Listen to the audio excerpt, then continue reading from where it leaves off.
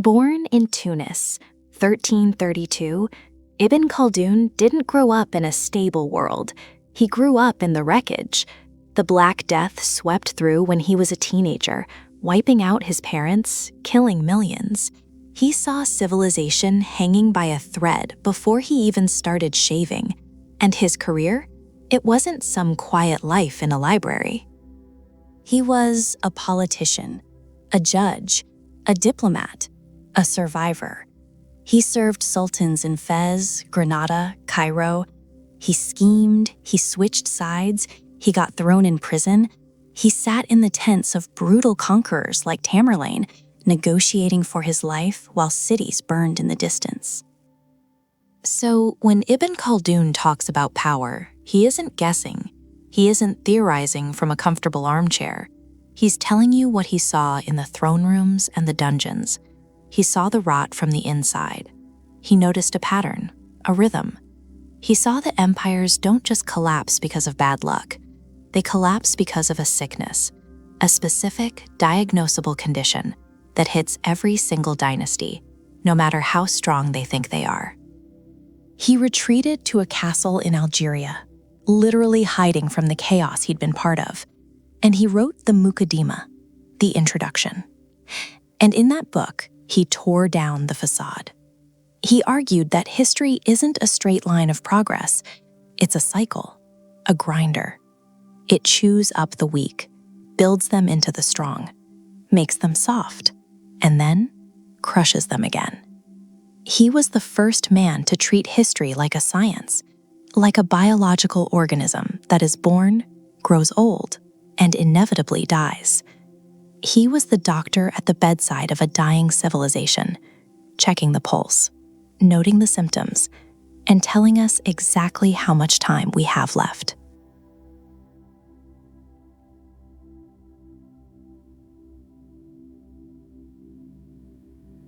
You look at history, and usually it just looks like a mess, doesn't it? A chaotic list of dates, battles, kings who died, and borders that moved. Just noise. But Ibn Khaldun, he looks at that same chaos and he sees a heartbeat, a rhythm, a precise, terrifying clock that ticks for every single empire, no matter how strong they think they are. He warns us that civilizations don't just die by accident, they die on schedule. He breaks it down into a cycle, a lifespan, and it's not long. He argues that the life of a dynasty corresponds to the life of a man. It grows up, it gets strong, it gets old, and then it dies. Usually this happens over 3 generations, 4 if you're lucky, but usually 3. That's roughly 120 years. That's it. That is the timeline of greatness before the rot sets in. So let's walk through it. It starts with the first generation, the builders. Ibn Khaldun describes these people with a kind of reverence. These are the desert people, the Bedouins. They live tough. They sleep on the ground. They know what hunger feels like. They don't have walls or palaces.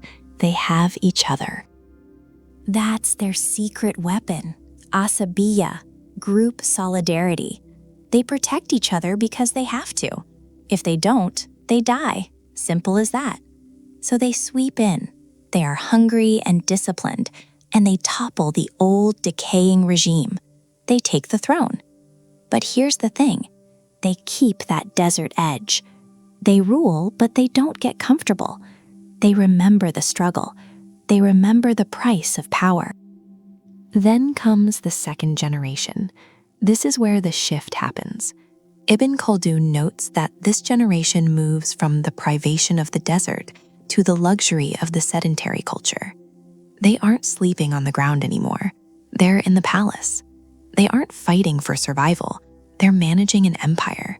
But they're okay, mostly, because they saw their fathers do it. They have a direct memory of the hardness. They respect the struggle, even if they aren't living it fully. They are the consolidators. They keep the machine running.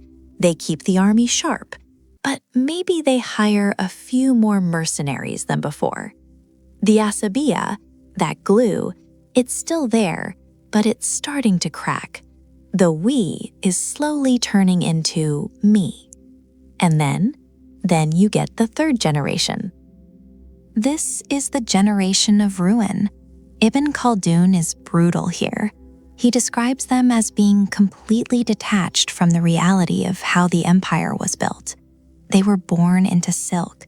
They've never known hunger. They've never known fear.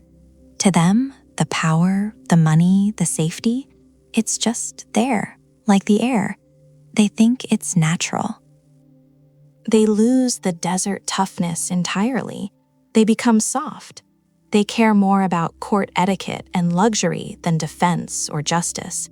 And worst of all, they lose the Asabiyyah. They don't trust their people, and their people don't trust them. The solidarity is gone. It's dead. Ibn Khaldun points out that by this stage, the ruler is usually a tyrant or a puppet.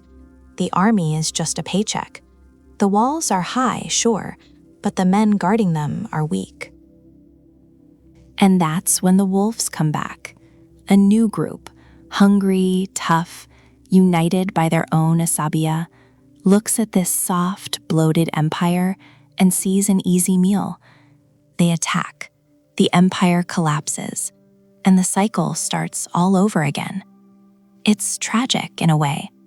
Ibn Khaldun suggests that the very thing the first generation fought for, comfort, stability, safety, is exactly what kills their grandchildren. Success breeds the poison that destroys success. It's inevitable. It's the universal pattern.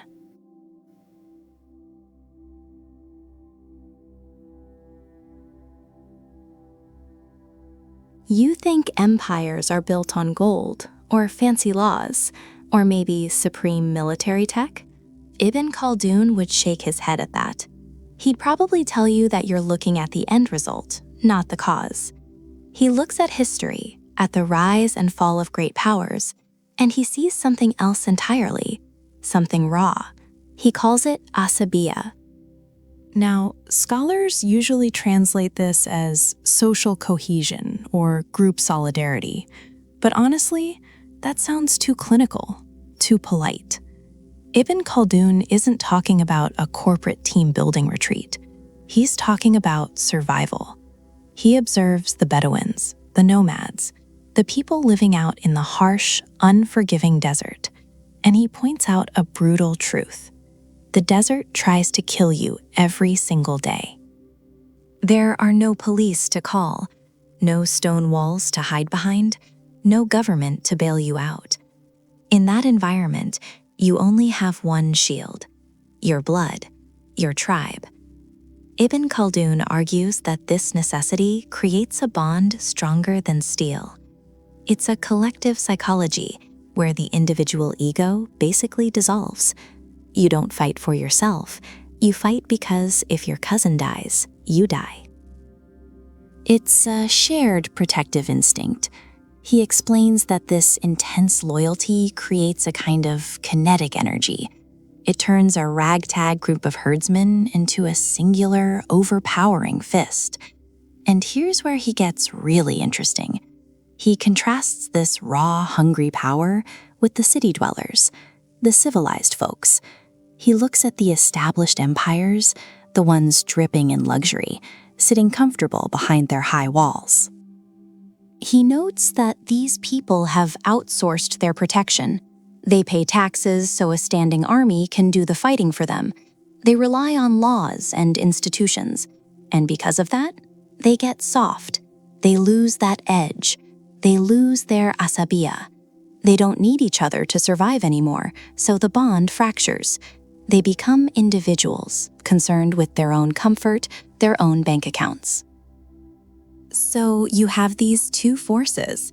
On one side, the established empire, wealthy, massive, but internally rotting, spiritually weak. On the other side, the tribal periphery, poor, hungry, but bound together by this ferocious, unbreakable solidarity. Ibn Khaldun warns that this is a mathematical certainty. When that high Asabiyyah group collides with the low Asabiyyah city, the city doesn't stand a chance. It's not about numbers, it's about the will to fight. The tribe sweeps in. They aren't just conquering, they are replacing a dead system with a living one. But he doesn't frame this as a tragedy. He sees it as a natural cycle, like the seasons. The spark of Asabiyyah ignites the conquest. It drives the tribe up the mountain, pushing them to overthrow the old decaying dynasty. They storm the gates. They take the throne. They become the new masters. It's a moment of triumph, the rise. But Ibn Khaldun is a realist. He knows human nature too well. He points out that the very moment of victory, that specific moment when the nomad finally sits on the silk throne, that is the moment the clock starts ticking.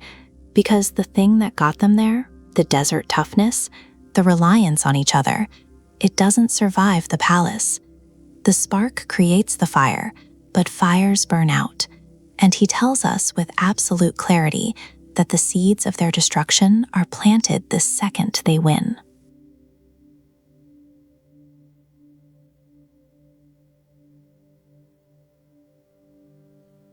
It starts in the dirt. That's where Ibn Khaldun takes us first. He doesn't look at the palaces or the gold reserves to find the soul of a civilization. He looks at the desert, the wasteland, the places where life is so hard, so unforgiving, that just waking up in the morning is an act of defiance. This is Generation 1, the builders. Ibn Khaldun argues that empires are born from hardship, pure and simple. He looks at these Bedouin tribes, these nomads, and he sees something the city dwellers have lost. He sees Asabiyyah, group solidarity, social glue. But it's not just friendship, it's deeper. It's the kind of bond you only form when you know that if you don't have your brothers back, you both die. There's no police force out here, no standing army to call when things go sideways. Ibn Khaldun points out that in the desert, you are the defense, you and your kin.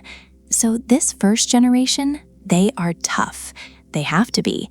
They sleep on the ground, they eat what they kill or what they can scavenge. They don't know what soft silk feels against their skin. And honestly, they don't care.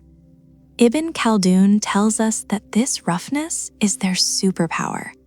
Because they are deprived of luxuries, they are sharp, alert, brave. They aren't afraid of death because life is already a battle. He describes them as wolves looking at a flock of sheep. The sheep are the settled people, the city folks, the ones living behind big walls, getting fat, letting others do their fighting for them. Generation 1 looks at those city lights, and they don't see civilization. They see prey. They see weakness. And because they are united by that Asabiyyah, that desperate, fanatical loyalty to the tribe, they win. They always win. Ibn Khaldun is very clear on this. Luxury makes you soft. Hardship makes you strong. So when the builders come knocking, the gates come down. But here's the thing. They don't take the city because they want to destroy it. Not really. They take it because they have the energy of the upstart, the hunger. They overthrow the old decaying regime and they set up shop. They become the new kings, the new sultans. This is the glory phase. Ibn Khaldun notes that in this stage, the ruler doesn't act like a king yet. Not a tyrant anyway. He's still one of the boys. He shares the loot. He listens to the elders. He's tough, fair, and accessible. He governs with the same grit that got him across the desert. He protects the people because the people are his blood. The empire is strong because the leadership is real. There's no pretense, no theater, just raw, unpolished power. They build the foundations. They secure the borders. They do the heavy lifting. But Ibn Khaldun drops a warning here, a subtle one. He says that by conquering the city, by taking the throne, they have stepped into a trap. They wanted the prize, but the prize is poison. They have left the desert behind. They have swapped the open sky for the ceiling and the struggle for the crown. They have won, and that is exactly why they are doomed. Because now they have access to the one thing that kills Asabiyyah faster than a sword: comfort. The builders are safe, for now. They are the heroes of the story. But they are standing on the edge of a cliff, and they don't even know it. Ibn Khaldun tells us to watch closely, because the very thing they conquered is about to start conquering them.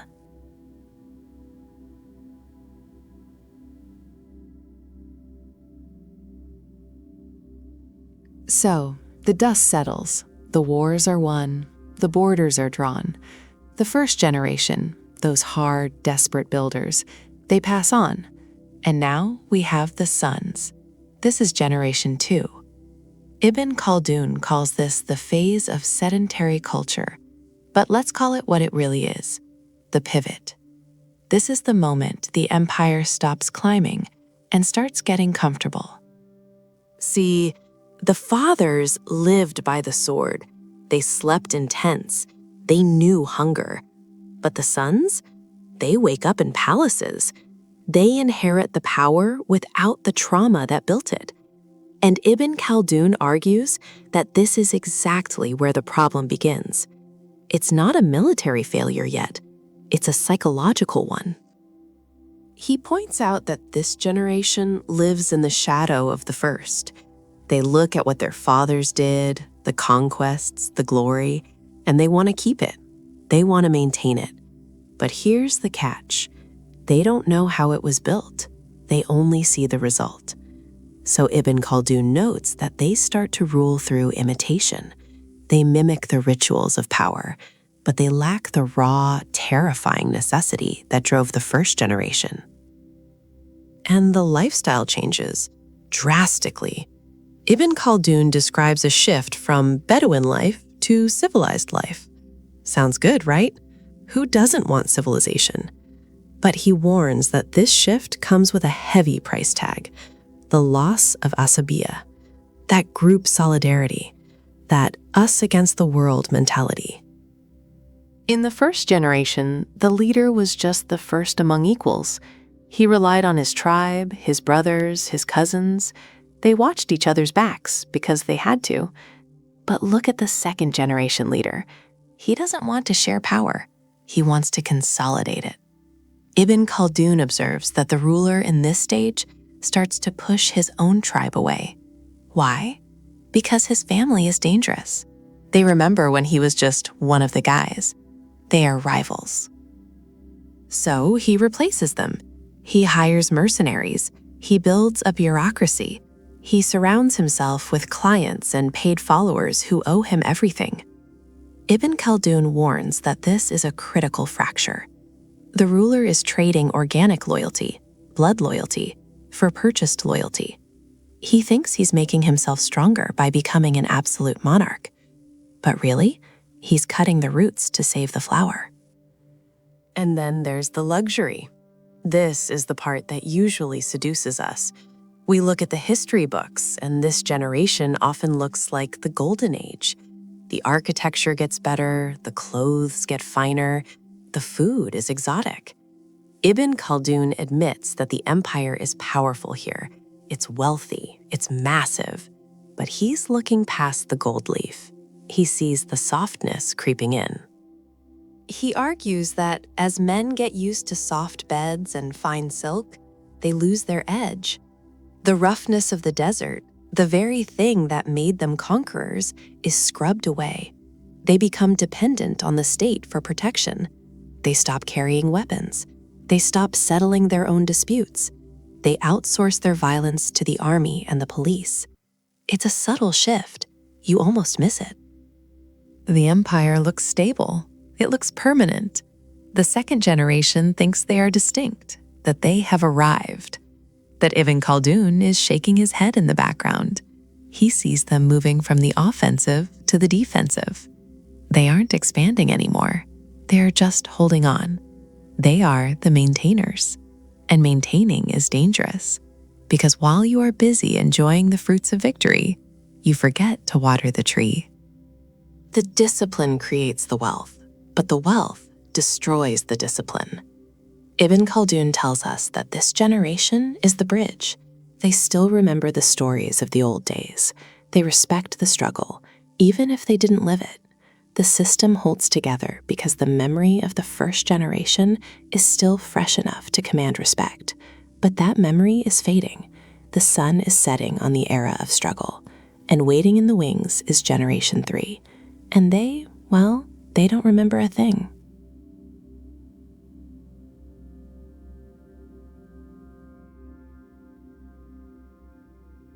And here we are, the end of the line, the third generation. If the first generation was the fire and the second was the hearth that contained it, the third is just ash, cold, scattered ash. Ibn Khaldun doesn't mince words when he talks about this group. He looks at them with a kind of tragic inevitability. He calls them the inheritors, sure, but in his analysis, they are really the destroyers. And the scary part? They don't even know they're doing it. See, this generation is born into the palace. That's all they know. They never saw the struggle. They never felt the hunger of the desert, or the sheer grit it took to build the walls they sleep behind. To them, the luxury, the power, the safety, it isn't a reward for hard work. It's just gravity. It's just how the world is. They view it as their birthright. Ibn Khaldun points out a critical psychological shift here. He says this generation completely forgets the period of roughness. They lose the desert toughness entirely. They look at the stories of their grandfathers, the ones who fought and bled, and they don't see inspiration. They see something primitive, something to be looked down upon. They adopt the customs of the sedentary culture fully. They soften. They care more about the silk on their robes than the steel at their waist. And this is where the Asabiyyah, that vital group solidarity, finally dies. In the first generation, you watched your brother's back because you had to. In the second, you did it because it was the law. But in the third, Ibn Khaldun argues that the connection is severed. It's every man for himself now. The intense tribal bond that glued the empire together dissolves into petty rivalries and court intrigue. Everyone is chasing status, trying to outdo one another in spending, in parties, in appearing civilized. But who is guarding the gate? This is the part of Ibn Khaldun's warning that hits the hardest. He notes that because this generation has lost the will to fight, because they've lost the physical hardness to endure a campaign, they stop defending themselves. But they have money, lots of it. So they outsource their survival. They hire mercenaries. They bring in soldiers from the outside, people who do have that toughness, people who do have Asabiyyah, to fight their wars for them. They think they can buy safety. But Ibn Khaldun shakes his head at this. He warns that a ruler who relies on paid swords rather than his own people is already dead. He just hasn't fallen over yet. The state has lost its teeth. It's a lion that's forgotten how to hunt, expecting the gazelle to just walk into its mouth. The ruling class becomes a burden. They consume the tax revenue on vanity projects and personal pleasures, giving nothing back to the people but contempt. They demand respect based on their lineage. Do you know who my grandfather was? But they possess none of the qualities that made the grandfather great. Ibn Khaldun describes this phase as the senility of the state. It's old age. It's the natural decay that sets in when the energy is gone. And the tragedy is they think they are at the height of their power. They look at their monuments, their wealth, their complex bureaucracy, and they think we have made it. But Ibn Khaldun sees the cracks in the foundation. He knows that the very comfort they worship is the poison that's killing them. They are defenseless. They are isolated. And out there, somewhere in the desert, in the margins, in the hungry places, a new Generation 1 is watching, and they are getting ready.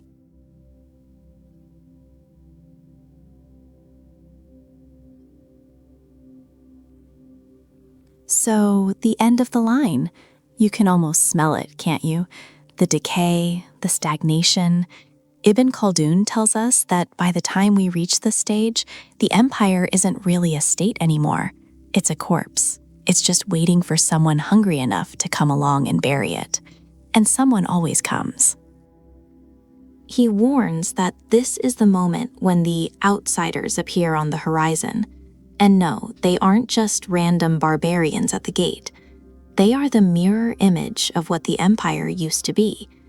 They are the first generation all over again. Ibn Khaldun calls them the Bedouins, the nomads, the hill tribes, the people who haven't been softened by silk sheets and air conditioning. They are rough, they are desperate, and most importantly, they have that magic ingredient the city dwellers lost long ago, Asabiyyah, group solidarity. See, inside the city walls, everyone is out for themselves. The elite are fighting over tax scraps, stabbing each other in the back for a slightly bigger piece of a shrinking pie. There's no loyalty, just transactions. Ibn Khaldun points out that the ruler, at this stage, doesn't trust his own people. Why would he? He's isolated. He has to hire mercenaries to protect him, foreign swords bought with heavy taxes. But money isn't loyalty. A paycheck isn't a purpose. So, when the outsiders arrive, they don't just bring weapons. They bring a bond. They fight for each other. They fight because they have to. And Ibn Khaldun argues that this hunger, this cohesion, makes them mathematically superior to the soft, fragmented city dwellers. It's physics. A solid object smashes a brittle one, every single time. The tragedy of it, if you want to call it a tragedy, is that the empire usually defeats itself before the first arrow is even fired. He explains that the psychological defeat happens first. The people inside the walls, they know they're weak. They've forgotten how to fight. They've outsourced their courage to the army, and the army has outsourced its courage to the highest bidder. When the outsiders knock, the door usually just opens, and it's brutal to watch. Because the outsiders don't care about the empire's legacy. They don't care about the art or the complex bureaucracy or the delicate social hierarchies. They burn it down, or rather, they take it over. Ibn Khaldun isn't sentimental about this. He doesn't cry for the fallen dynasty. He simply notes that the senility of the state is terminal. You can't cure it. You can't reform it. Once the third generation has rotted the core, the tree has to fall. It's the only way for the forest to clear. So the conquest happens. The old elite? Wiped out. Replaced. The outsiders walk into the palaces, look around at the luxury, and they sit on the throne. And this is the kicker. This is the part that should keep you up at night. The moment they sit on that throne, the moment they taste that luxury, the clock starts ticking for them too. Ibn Khaldun tells us the cycle doesn't stop. The conquerors become the new builders. They are generation one. They have the Asabiyyah. They have the power. But give it 40 years, give it 80. They'll be the ones getting fat behind the walls. They'll be the ones losing their edge.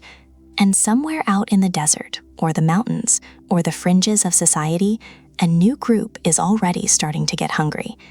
It's not just history, it's a warning, and Ibn Khaldun is screaming it across the centuries. Nothing lasts, especially when you get comfortable.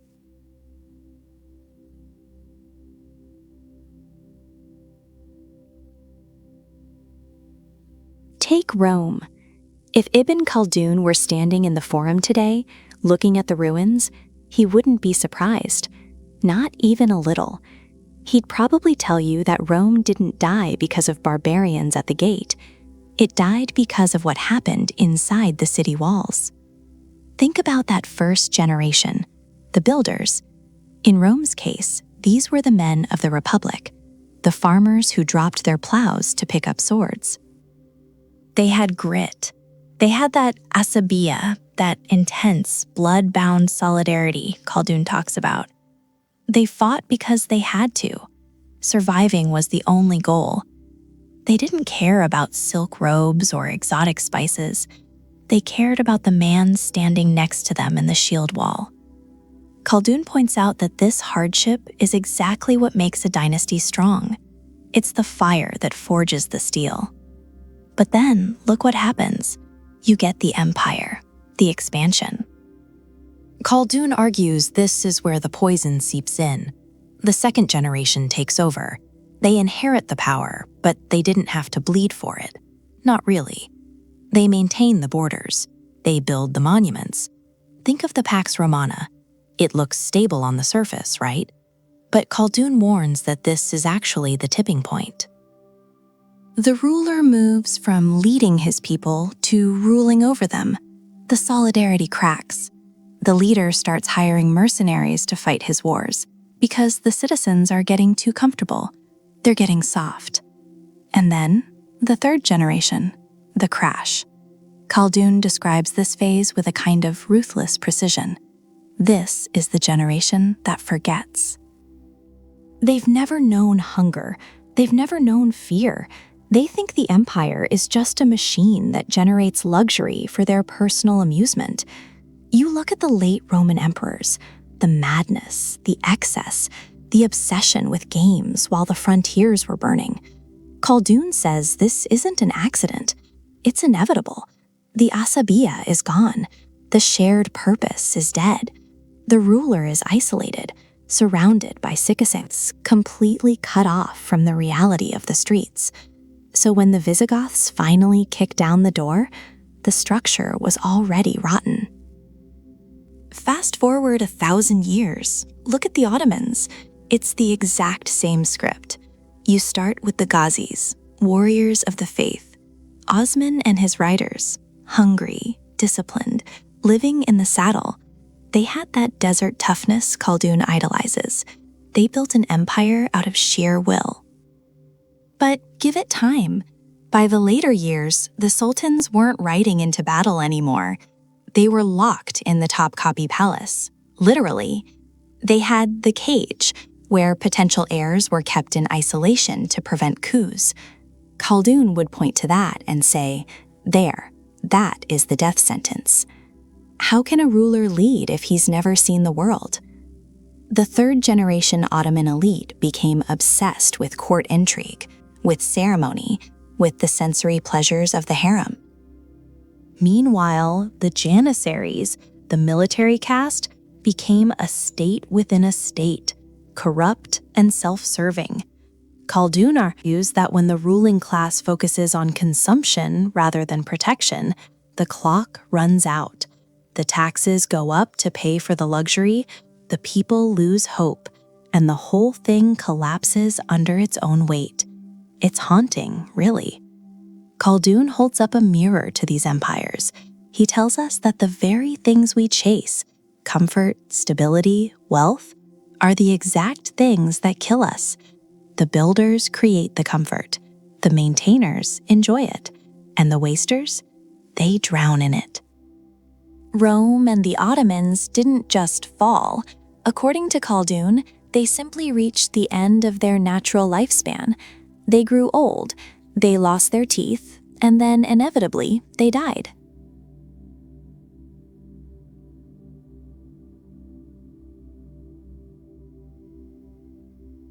This is where it gets dangerous, because it feels good at first.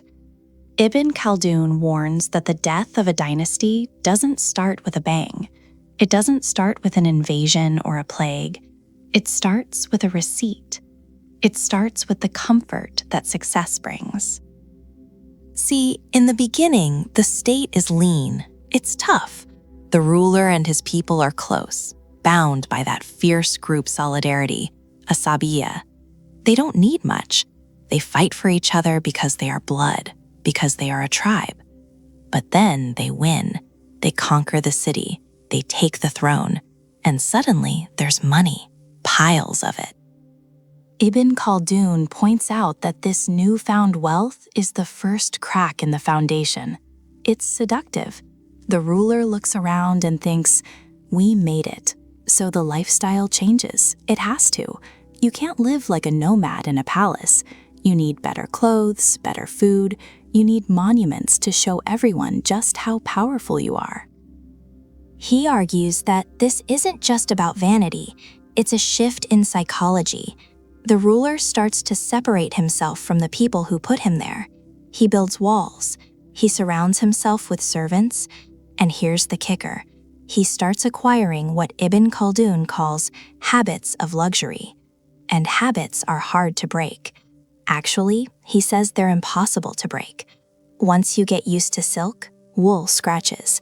Once you get used to feasts, rationing feels like starvation. So the spending goes up, way up.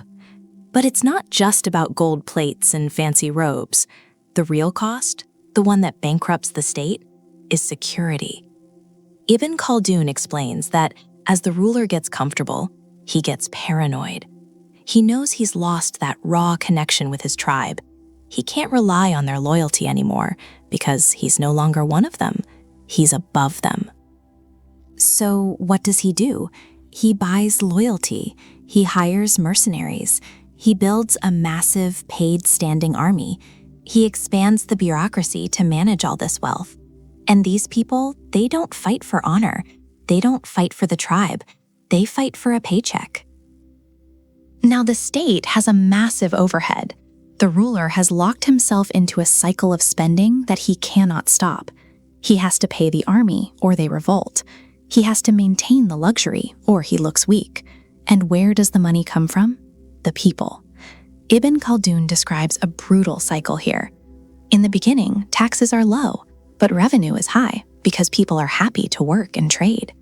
But as the ruler's needs explode, he has to squeeze the subjects. He raises taxes. Then he raises them again. He invents new fees. He starts seizing property. He warns that this is the tipping point. The ruler thinks he's solving the problem by taking more money, but he's actually killing the goose that lays the golden eggs. When you tax people into the ground, they stop working, they stop trading, hope dies. The markets dry up. So the revenue actually drops. It's a paradox, right? The more the state needs money, the harder it squeezes. The harder it squeezes, the less money it gets. Ibn Khaldun sees this clearly. The state is now eating itself. It's cannibalizing its own economy just to keep the lights on in the palace. And the tragedy is the ruler can't stop. He can't say, okay, let's go back to living in tents. It's too late. The generation that knew how to be tough is gone. The current generation only knows the payout. So the treasury empties, the soldiers stop getting paid, the authority crumbles, and the state is left bankrupt, bloated, and defenseless, just waiting for a hungry, lean wolf to come along and kick the door down.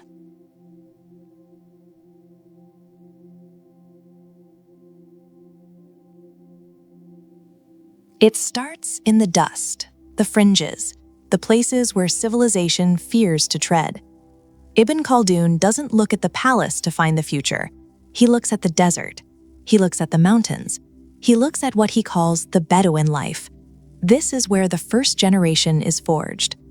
And he tells us quite bluntly that these people are simply better than us. Not morally superior, maybe, but stronger, more vital.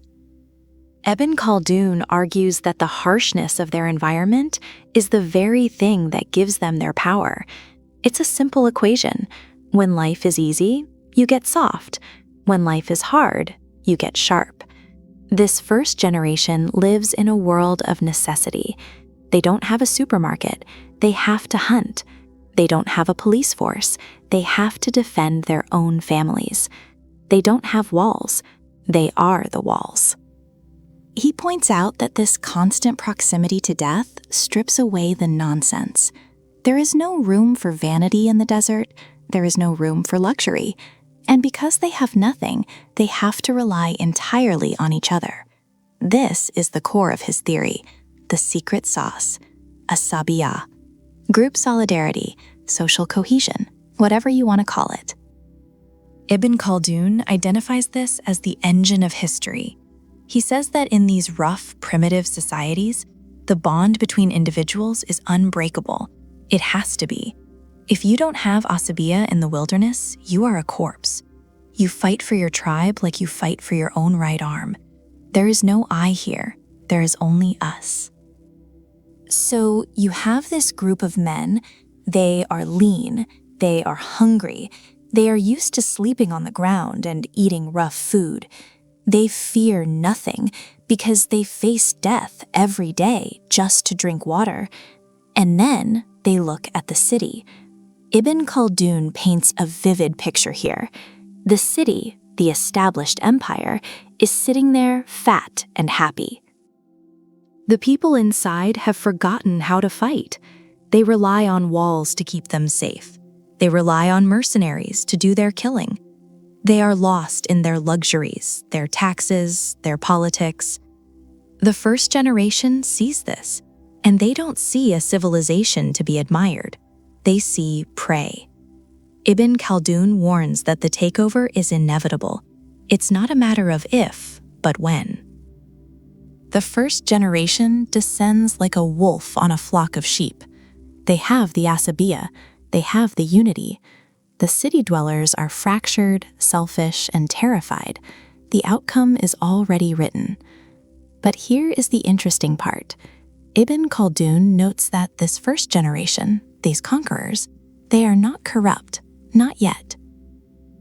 They topple the old regime because they have the desert toughness. They are the builders. They establish the new dynasty. They bring order where there was chaos. They are the strong men the old proverbs talk about. He observes that their rule is usually just, or at least simple. They don't know how to lie yet. They don't know how to manipulate the tax code. They rule with the sword, yes, but they also rule with the values of the tribe: honor, loyalty, courage. They share the spoils. They treat the state like a large family. They are the peak of the curve, the high point of human energy. But Ibn Khaldun is a realist. He knows human nature. He points out a cruel irony in this victory. The first generation conquers the city because they are strong, but they conquer the city because they want to live in the city. They want the silk, they want the soft beds, they want the very things that made the previous empire weak. They win, they take the throne, and in that very moment of victory, the clock starts ticking. They have planted the seeds of their own destruction, but they don't see it. All they see is the glory.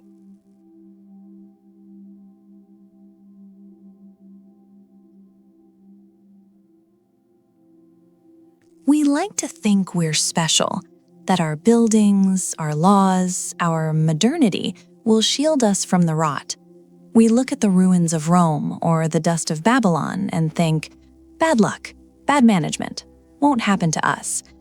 But Ibn Khaldun, he isn't buying it.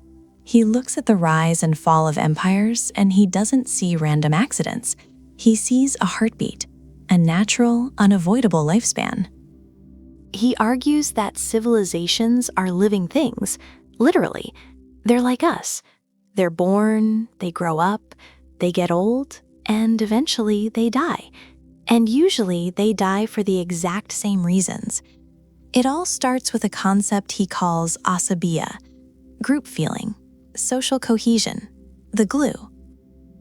Khaldun points out that this glue is strongest in the beginning.